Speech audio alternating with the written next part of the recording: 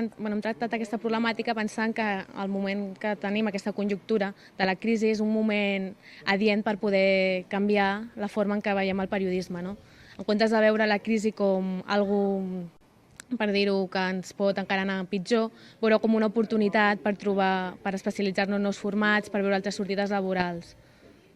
Home, ens ha donat una satisfacció i unes ganes de treballar més grans que no pas havíem tingut en altres ocasions. Jo crec que és un moment d'aquests de reflexió per a tots i que tots ens hi estem imbuint d'una manera que potser acabarà donant els fruits. I vull dir, aquesta premsa escrita de la qual alguns li estan cantant les ensoltes no està tan acabada, entre cometes, com alguns voldrien.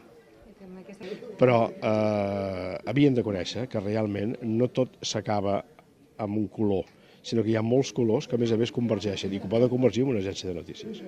I una agència de notícies que a més és nostra i que pot acabar sent realment l'agència de notícies de l'àmbit dels països catalans havia de ser coneguda per tothom. Saber que no només pots tractar el món de la ploma, com comentàvem al començament d'aquesta intervenció, sinó que ho pots fer mediàtic al 100%. Avui tenim tantes eines a la mà i que el periodista ha de veure que les pot utilitzar, que ACN era una mostra imprescindible.